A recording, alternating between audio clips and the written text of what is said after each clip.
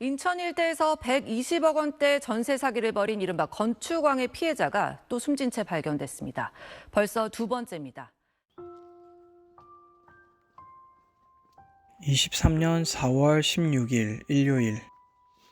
어제 저녁에 하나의 안타까운 뉴스 기사를 봤습니다. 23년 4월 15일 9천만 원 전세 사기를 당한 20대 한 분이 안타까운 선택을 하셨다는 기사였습니다. 이분의 피해액은 6천에서 7천만 원 가량 됐다고 합니다.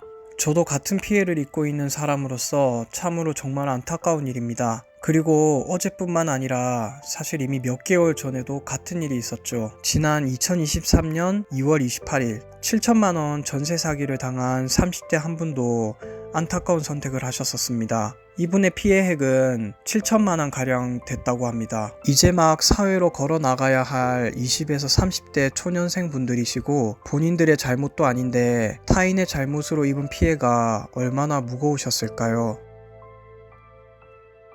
저도 마찬가지의 관련된 피해자들 중 한 명으로서, 그리고 이제 막 자립해 나갈 30대 사회 초년생으로서 충분히 기사에 나오셨던 분들의 마음이 이해가 되는 것 같습니다. 사실 저는 제 5천만 원 전세집에 대한 피해를 받았기 때문에 기사에 나오고 그리고 여타 다른 분들보다 전세 금액 자체는 적어 보일 수 있지만 예상 피해 금액이 3,500에서 4천만 원에 이를 정도로 결코 적은 금액도 아니고 말 그대로 전세라는 게 집을 매매하는 만큼의 금액이 들어가는 만큼, 즉 전재산을 잃을 정도의 피해를 받기 때문에 이를 말할 수 없을 정도로 심리적으로나 재정적으로 치명적이도록 타격이 큽니다.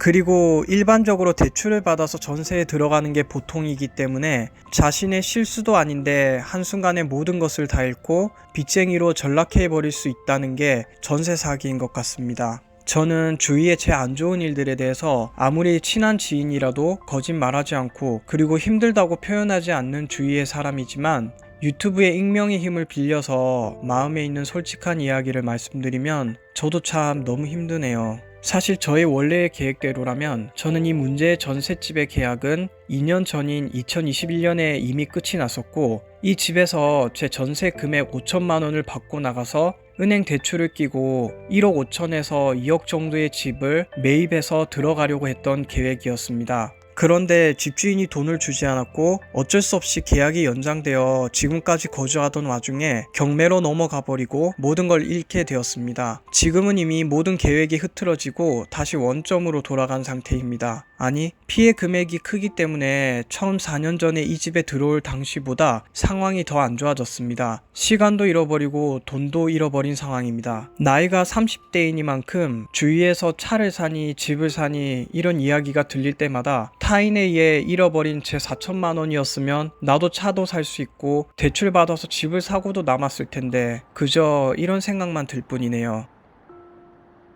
사람이 인생을 살다 보면 여러 가지 안 좋은 일들이 생길 수 있습니다. 저도 물론 그 점을 잘 알고 있고요. 그렇기 때문에 이런 나쁜 악재들은 최대한 늦게 터지거나 안 터지는 게 인생의 이득이라고 생각하는데, 사회 초년생인 30대 중반의 입장으로서 이제 막 시작한 사회인임에도 벌써 시작부터 이런 큰 악재가 터져버렸는데, 그런데 그 타격이 너무나 크다 보니 다시 일어서기가 쉽지 않은 게 사실입니다. 만약 이게 게임이었다면 시작부터 망캐가 되어버려서 캐릭터를 삭제하고 다시 처음부터 시작해야 할 것 같은 느낌이네요. 제가 잘못한 것도 아니고 다른 사람의 잘못으로 그동안 착실히 살아온 제가 다시 모든 걸 처음부터 시작해야 한다는 점은 너무 가혹한 일인 것 같습니다.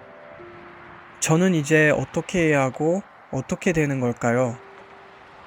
이상 30대 중반에 전세 사기 당한 사람의 푸념이었습니다. 지금까지 영상을 시청해주신 모든 분들 감사드립니다.